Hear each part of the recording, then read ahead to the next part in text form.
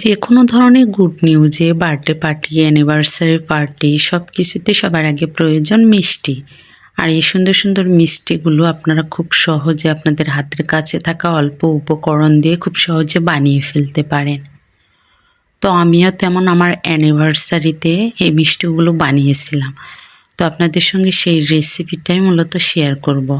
তো চলুন আমি খুব সহজে কিভাবে অল্প উপকরণে এই মিষ্টিগুলো বানিয়ে ফেলছিলাম সেই রেসিপিটাই আপনাদের সঙ্গে শেয়ার করব।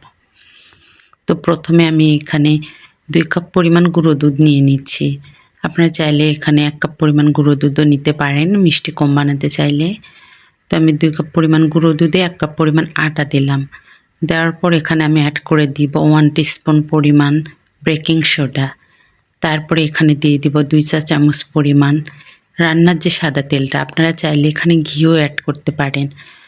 তো তেলটা দেওয়ার পর সুন্দর করে সবগুলো একটু ম্যাশ করে নিব। সুন্দর করে ম্যাশ করে নেওয়া হয়ে গেলে এর সঙ্গে আমি এখন অ্যাড করব আগে থেকে গরম করে মানে ঠান্ডা করে রাখছিলাম লিকুইড দুধ। লিকুইড দুধটা দিয়ে মূলত যে ব্যাটারটা তৈরি করে নিতে হবে।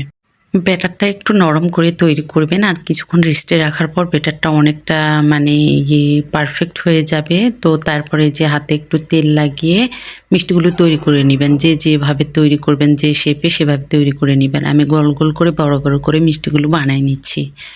আমার মূলত ২ কাপ গুঁড়ো দুধ আর ১ কাপ আটায় ৩০টা মিষ্টি হয়েছে। বড় বড় করে বানিয়েছি, আপনারা চাইলে ছোট করে বানিয়ে নিতে পারেন। তারপরে এখানে চুলাতে ফ্রাই প্যান বসায় দিয়েছি, দিয়ে দিলাম ২ কাপ পরিমাণ চিনি আর ১.৫ কাপ পরিমাণ পানি।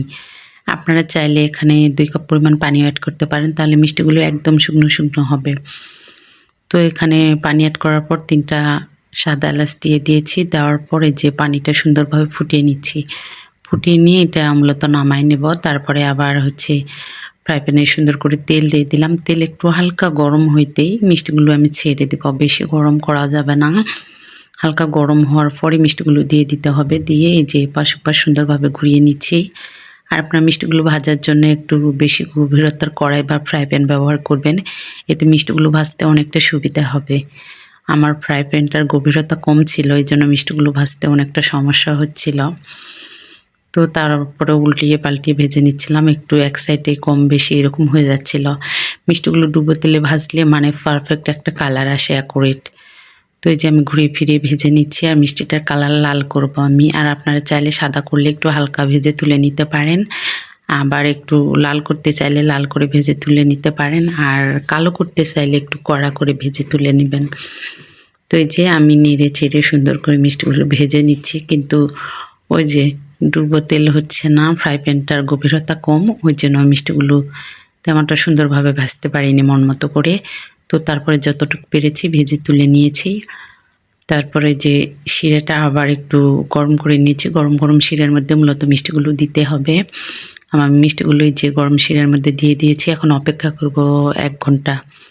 তো এই যে ১ ঘন্টা পর চলে এসেছি। মিষ্টিগুলো সব শিরাগুলো কেমন শুষে টইটুম্বর হয়ে গেছে। তো এই যে আমার মিষ্টির লাস্ট লুকটা দেখতে কেমন হয়েছে জানি না, কিন্তু সবাই অনেক প্রশংসা করেছে। যে খেয়েছে সেই বলেছে যে মিষ্টিটার টেস্টটা অনেক ভালো ছিল। খেতে নাকি ভীষণ মজা হয়েছিল।